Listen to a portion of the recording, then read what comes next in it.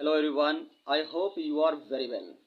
छोटे छोटे स्टोरी के माध्यम से आप सीखने वाले हैं how to read English and how to understand English. ये एक बहुत ही इंटरेस्टिंग कहानी है जिससे आप ये सीखने वाले कि इंग्लिश आप कैसे पढ़ेंगे और इंग्लिश कैसे समझेंगे, जो कि सबसे बड़ी प्रॉब्लम है, इंग्लिश को कैसे समझें। तो इंग्लिश को हम समझाएंगे भी आपको और आपको ये भी सिखाएंगे कि आप कैसे ट्रांसलेट करके समझ सकते हैं और किस वर्ड का क्या मतलब है, हम आपको ये भी सिखाने वाले हैं। तो चलिए शुरू करते हैं इस कहानी को। तो कहानी का पहला शीर्षक यानी हेडिंग है the weight of a pumpkin, यानी एक पम्पकिन का वजन। ये जो ऑफ दिख रहा है आपको, हिंदी में आप काके की लिखते हैं तो इंग्लिश में आप ऑफ लिखते हैं काके के लिए, ठीक है। वन डे, एक एक दिन, a teacher was going to another village. एक शिक्षक वॉज गोइंग जा रहा था टू अनदर विलेज यानी दूसरे गांव। देखिए यहाँ पे टू का प्रयोग क्यों हुआ है, क्योंकि ये एक प्रीपोजिशन है और इस प्रीपोजिशन का प्रयोग तब करते हैं जब आपका स्थान परिवर्तित करना हो, यानी एक जगह से दूसरी जगह जाना हो, तब आप टू का प्रयोग करते हैं। ये जो शिक्षक हैं अपने गांव छोड़ के दूसरे गांव जा रहे हैं, एक जगह से दूसरी जगह स्थान परिवर्तित कर रहे हैं, इसीलिए इसमें टू लगा है। सडनली, अचानक, सम डकैट्स ब्लॉक्ड हिज वे, यानी कुछ डाकुओं ब्लॉक्ड, कुछ डाकुओं ने क्या किया, ब्लॉक्ड कर दिया यानी रास्ता बंद कर दिया। हिज वे मतलब ये जो जिस रास्ते से जा रहे थे उसी रास्ते को डकैत ने ब्लॉक कर दिया, बंद कर दिया। वे यानी रास्ता।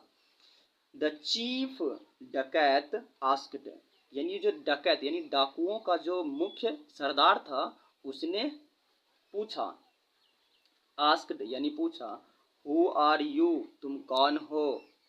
I am a school teacher, करा कि मैं एक स्कूल शिक्षक हूँ।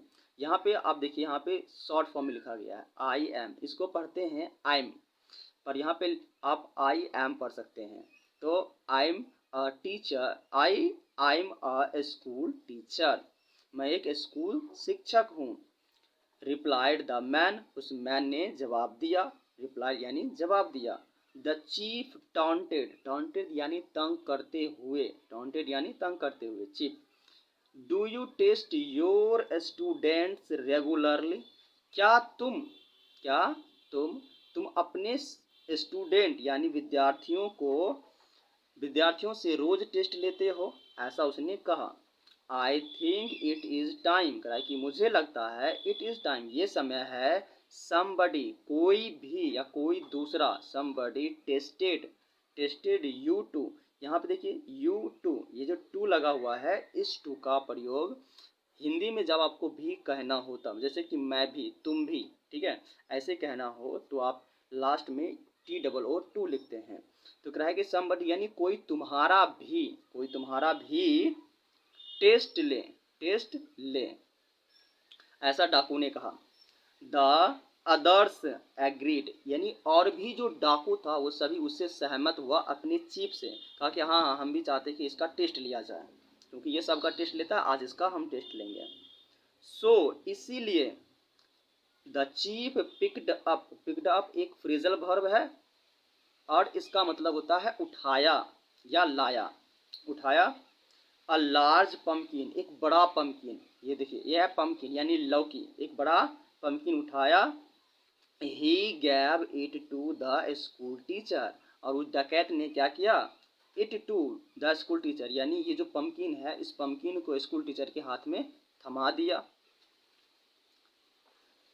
ही सैड, और उसने कहा, कौन, डकैत, gas the weight of this pumpkin, यानी ये जो पम्पकिन है इस पम्पकिन का वजन कितना है, गैस यानी अंदाजा लगाओ। और इसमें कंडीशन क्या है वो सुनिए, we will wait it afterwards, afterwards का अर्थ होता है उसके बाद, यानी जैसे ही तुमने इसका आंसर देते हो कि इसका वजन इतना केजी है, उसके बाद हम इसका वजन नापेंगे, उसके बाद। इफ यू आर राइट, यदि तुम सही हो, यदि तुम्हारा आंसर सही हो जाता है, I will let you, let you यानी हम जाने की आज्ञा दे देंगे, छोड़ देंगे, I will let you go unharmed. Unharmed का मतलब होता है बिना कोई नुकसान पहुंचाए हम तुम्हें जाने दे देंगे। बट लेकिन इफ यू आर रोंग, यदि तुम गलत हो यानी तुम्हारा आंसर गलत हो जाता है, you will get a 100 lashes with this wipe.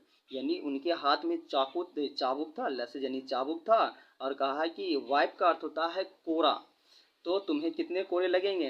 100 यानी 100 कोरे मार खाने पड़ेंगे यदि तुम्हारा आंसर गलत हो जाता है तो।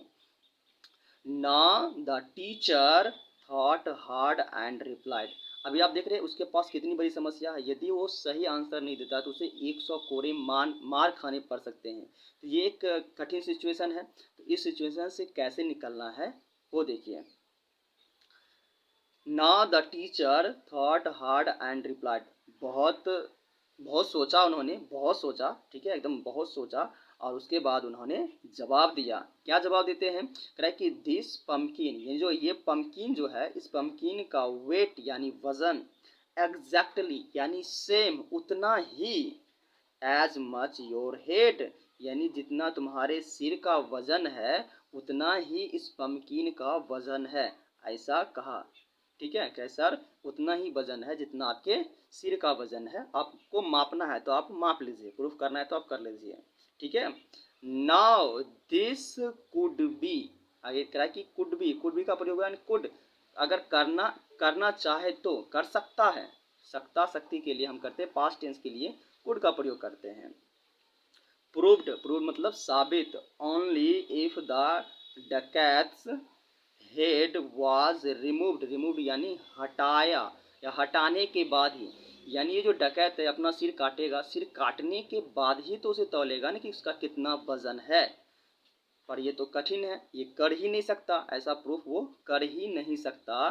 तो क्या हुआ? Like removed from his body, the chief laughed to show that it was all a joke. तो ये जो चीफ है इसने क्या किया? लाफ्ड यानी हंस दिया। किस चीज को दिखाने के लिए? टू शो दिखाने के लिए। यहाँ पे जो टू का प्रयोग है के लिए, टू शो दिखाने के लिए, की दैट मतलब कि इट वाज ऑल यानी अभी तक जो हो रहा था ये सभी क्या हो रहा था? ये एक मजाक था। क्या था? एक मजाक था यानी जोक था, ऐसा डकैत ने कहा इनसे। एंड लेट यानी आज्ञा दे दिया जाने की। द टीचर गो अनहार्म्ड यानी उन्हें कोई भी किसी प्रकार का नुकसान नहीं पहुंचाया, कुछ नहीं कहा कि आप जा सकते हैं। तो आपने देखा कितना ही इंटरेस्टिंग स्टोरी है, और इस स्टोरी से आपने क्या सीखा? कह रहा है कि द मॉरल इसमें है कि there is always a solution, यानी हमेशा ये समस्या आए तो उस समस्या का समाधान होता है, इसीलिए आपको समस्या का समाधान ढूंढना चाहिए। ऐसा एपीजे अब्दुल कलाम ने भी कहा है। ठीक है। तो देखिए इनके पास कितना बड़ा समस्या था, इन समस्या का समाधान इन्होंने कैसे इजीली फाइंड कर लिया, सिर्फ सोचने से। इसीलिए कहते हैं सोचने से होता है, सोचना चाहिए। यदि आपको समस्या मिला, चाहे वो किसी भी प्रकार का समस्या क्यों ना हो। ठीक है।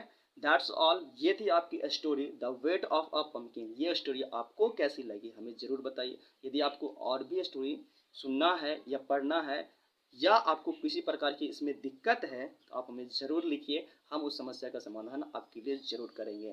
Thank you very much.